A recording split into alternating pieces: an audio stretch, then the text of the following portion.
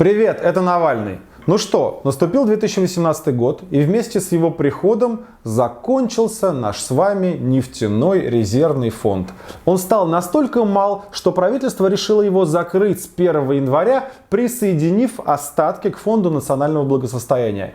И это отличный повод для того, чтобы в очередной раз задать себе важнейший вопрос современности. А куда, собственно говоря, делись наши нефтяные деньги? Где деньги, Лебовские?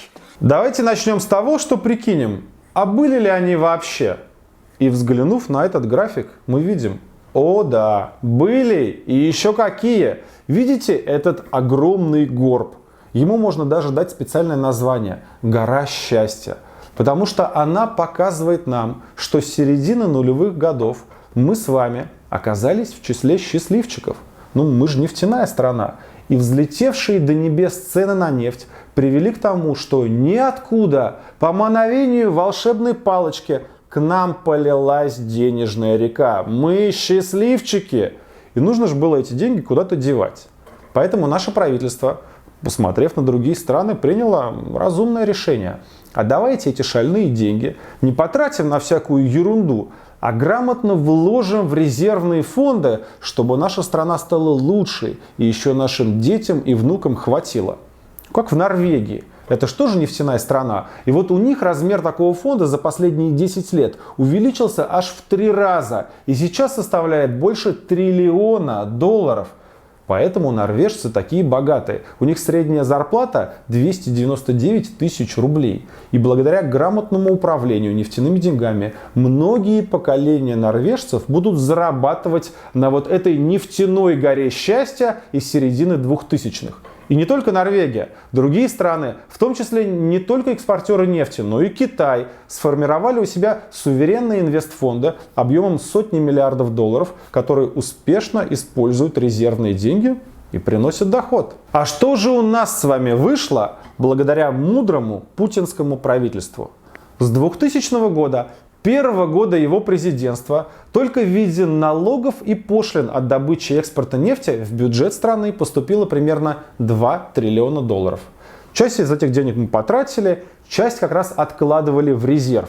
В какой-то момент размер всех резервных фондов составил $225 миллиардов. Не так много, как хотелось бы, но прилично. Потом, как вы помните, случился экономический кризис. Но после него цена на нефть снова пошла наверх, и к 2014 году совокупные резервы снова составили $177 миллиардов. Ну, как ни крути, большие деньги. И вот, прошло еще 3 года под руководством нашего национального лидера. И резервный фонд на наших глазах таял, да и прекратил свое существование. То есть еще раз на пальцах. Было 2 фонда. Резервный и фонд национального благосостояния. И вот один из них мы исчерпали и закрыли. Нету денег. На что же мы это все потратили? Легко ответить на этот вопрос. Ведь из резервного фонда мы финансировали дефицит бюджета. На начало 2017 года там было 972 миллиарда рублей. И их за год ухайдокали на какие-то очень важные бюджетные расходы. Взглянем на бюджет, чтобы прикинуть, куда ушла такая сумма. Господдержка СМИ – 77 миллиардов. Содержание жуликов и цензоров из Роскомнадзора – 8 миллиардов. 108 миллиардов субсидий Внешэкономбанку. Он финансировал коррупционные, заведомо убыточные проекты. По Олимпиаде, например. Деньги, естественно, никто не вернул. И убытки закрыли нашими нефтяными деньгами. 194 миллиарда дотации Крыму, 68 миллиардов субсидии РЖД. Ну, конечно, мы должны дать РЖД субсидии. Мы же вам много рассказывали о том, как бывший глава этой госкомпании строил себе дома с шубохранилищами. Им явно нужно подкинуть еще денег. 197 миллиардов Нацгвардия. Но это для того, чтобы вы меньше задавали вопросов о том, куда делся резервный фонд. Ну и 300 миллиардов – это ущерб бюджета от завышения цен на госзакупки только крупнейшими картелями поставщиков. Это по данным самих чиновников. Вот если бы не эти траты, в резервном фонде остался бы еще триллион, который можно было бы использовать на что-то полезное. Подумайте вот сейчас про себя. Вы удовлетворены тем, как потратили ваш триллион? No, God! Но скажут нам критики. Ведь у правительства остается еще один фонд с нашими нефтяными деньгами – Фонд национального благосостояния. И если вы зайдете на сайт Минфина, вы узнаете, что он не больше, не меньше, а призван стать частью устойчивого механизма пенсионного обеспечения граждан Российской Федерации на длительную перспективу. Вот на днях опубликована цифра, что на начало года в этом фонде осталось 3,75 триллиона рублей. И часть из этих денег называется ликвидной. То есть это прямо в буквальном смысле деньги, лежащие на счетах правительства. А часть вложена в самые выгодные, классные проекты, которые только смог придумать Владимир Путин. Например, 3 миллиарда долларов мы дали Виктору Януковичу, чтобы поддержать его в последние дни президентства на Украине. Понятно, что эти деньги горели синим пламенем.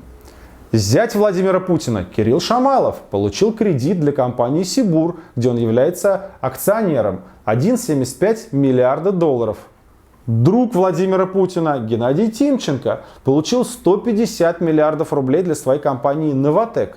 Интересно, что партнером Тимченко по компании является Леонид Михельсон, тот самый, который пожертвовал 33 миллиарда рублей в фонд «Дар», построивший для Дмитрия Медведева шикарную резиденцию «Миловка». Вы ее отлично помните по нашему фильму «Он вам не Димон». Видите, сразу становится понятно, почему «Новатэку» достались наши с вами нефтяные деньги. Ну и дальше. Снова РЖД, 250 миллиардов рублей. Росатом, Росавтодор с их совершенно непрозрачными коррупционными проектами. И вот эти деньги, вложенные в проекты, они, может быть, к нам вернутся, а может быть будут, скорее всего, будут, исходя из опыта, в той или иной степени разворованы. Но, по крайней мере, вот из этого всего изобилия, из нашей нефтяной горы счастья нам точно остается 2,3 триллиона рублей, которые лежат в виде денег. Вот это на ту самую длительную перспективу пенсионного обеспечения нас с вами. И если вы возьмете калькулятор и посчитаете, в течение какого времени потратится эта сумма, если вот из нее платить пенсии гражданам России, то вы выясните, что это 3,5 месяца.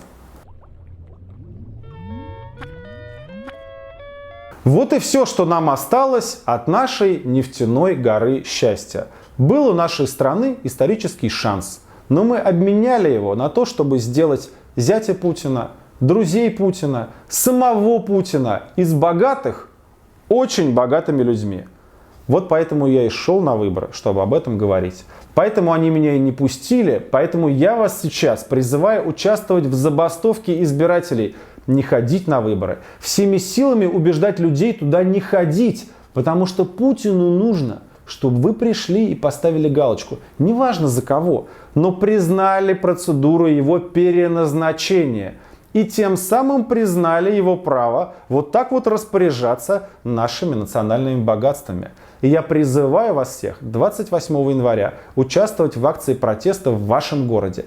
Не за меня, не про меня, а защищая свое собственное право на участие в жизни страны. Свое право хотя бы раз в 6 лет спросить у власти: и куда же вы, гады, дели мои нефтяные деньги? Подписывайтесь на наш канал, здесь говорят правду.